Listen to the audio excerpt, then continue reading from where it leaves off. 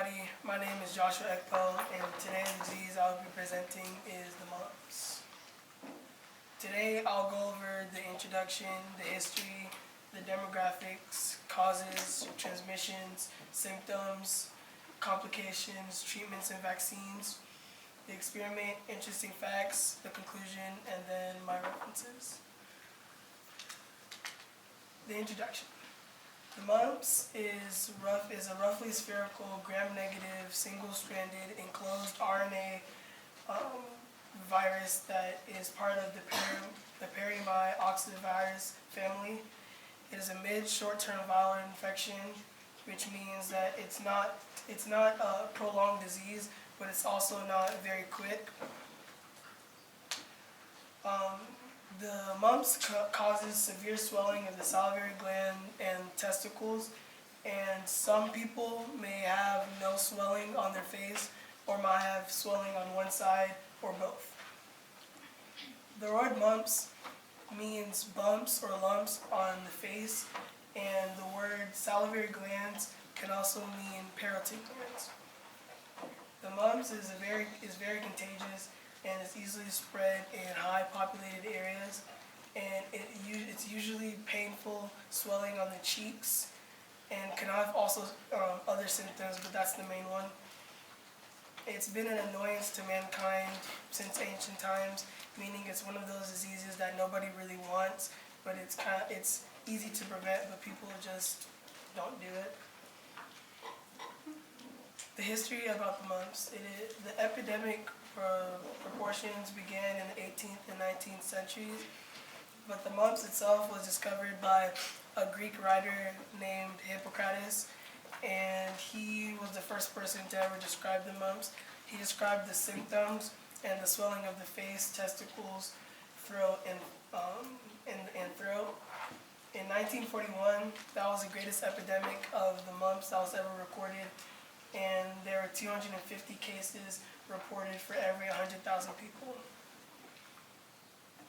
In 1967, 92% of all children were exposed by the time that they reached age 15, and most of them contracted it between the ages of 4 and 7.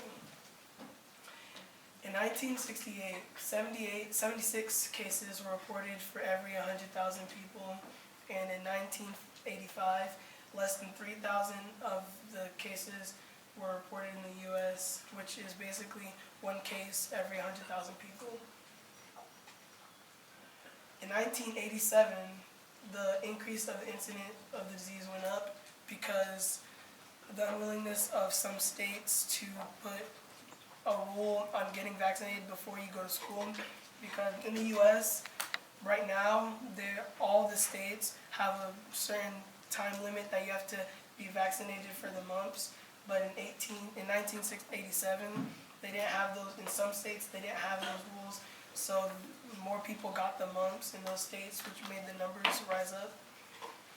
In 1996, there were 751 cases nationwide, which went down dramatically, so there was one case every 5 million people.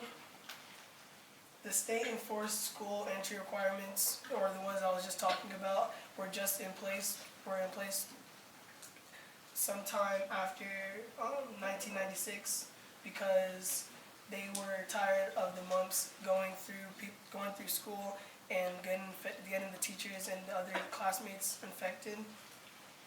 And the epidemics came in 2 to 5 year cycles. The demographics of the mumps. The mortality rate is 1 in every 10,000 cases, meaning for every 10,000 people that get infected, only one of them will die, which this is not a very deadly disease. In 1980 to 1999, there was only 1 death a year, which means that the mortality went down. And right now, there's 1 death every 38 years because of the vaccine that is given to you when you're born and before you enter school. 2 in every 100,000 cases cause encephalitis, and 5 in every 100,000 result in deafness. 80% of the deafness cases affect only one ear, meaning that you're not deaf in both of your ears. Either your left or your right one might get partially deaf. And there are 265 cases a year of the mumps, which is 22 a month and 5.5 a week. Causes and transmissions.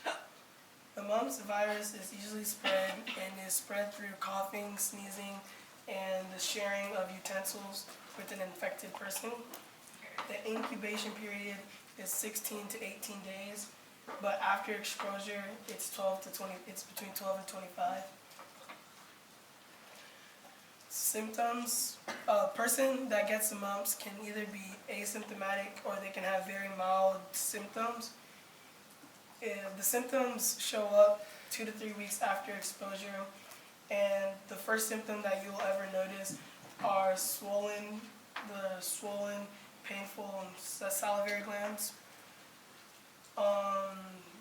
Very rare and uncommon symptoms are more like complications like deafness, hearing loss, things like that. Those are very uncommon. Fever, headache, weakness, fatigue, loss of appetite, and painful chewing and swallowing are some of the symptoms that occur after the swelling of the parotid glands. Swollen salivary glands and inflamed tonsils are another one of those rare but the main symptoms. And inflamed tonsils or swollen salivary glands, another name for it is tonsillitis. Other viruses can infect salivary glands, which means that the mumps is one of those diseases where when you get it, you might not know because you might think it's a different disease because it's the first symptom is similar to a lot of other diseases. Some complications are like meningitis. Meningitis only happens 10% of the time, which means if 100 people get the mumps, only 10 of them might end up with meningitis, and 40% of them get meningitis, but their parotid glands don't swell, which means that it's very uncommon that you will find out it's the mumps because that's the main symptom. Another complication is ovarian inflammation, and only 5% of adolescent girls and women receive this disease, and fertility occurs 50% of the time. And one of the very rare complications is brain inflammation, which only happens 1% of the time, and it's one of the most rarest complications that you will rarely ever find in anybody that has the mumps. The vaccine for the mumps is called MMR, which is measles, mumps, rubella, and it was discovered in 1971, and it's the safest and most effective form of the vaccine. When you take one dose, it's not as efficient in an outbreak as it would be if you took two. And doctors recommend that if there's an outbreak going on to take 2 doses instead of 1 because 1 will not be as efficient. And right now it's a law that you have to take 2 doses before school, and it's recommended because, like I said, 1 dose isn't as sufficient, and the 2 doses that you take are between 12 and 15 months, and then 4 and 6 years. Some people that are advised not to take this vaccine are pregnant women, people that take oral steroids, and people that are allergic to gelatin and antibiotic neomycin. Physicians doubt that you should take this disease, and the reasons vary, and during my research I couldn't find a solid reason. So many physicians just don't advise taking the vaccine itself after you're a child because there's a different vaccine that you take and it's not as efficient. You can be immunized. To become immune to the disease, you either have to have gotten it before or been immunized of it. And Most don't experience side effects, but they can be mild fever, rash, and achy joints. MMR, the MMR, which is the vaccine, can cause autism, and there's no proven link to it. In the experiment, mice, ferrets, and rhesus macaques, which are basically monkeys, were used, and they were used to assess the pathogenesis of the mumps virus. The mice they're given MUVIA and 50 microliters of inositol.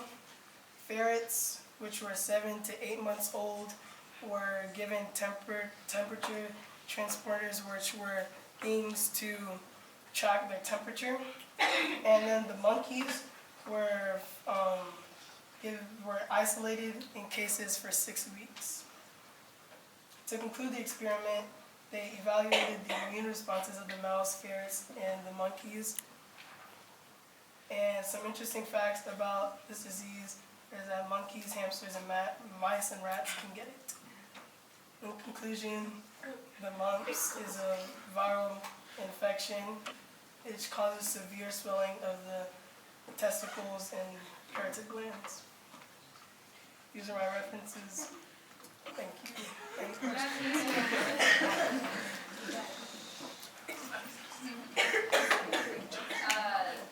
Questions? Corey? You said that the vaccine might cause autism, so would you advise somebody to take it if it wasn't mandatory? Well, I would advise someone to take this disease, and autism is very rare, but it's been proven that there's no link between autism and MMR. So the doctors have looked up MMR and autism and done studies over it and actually proven that there's no link between them.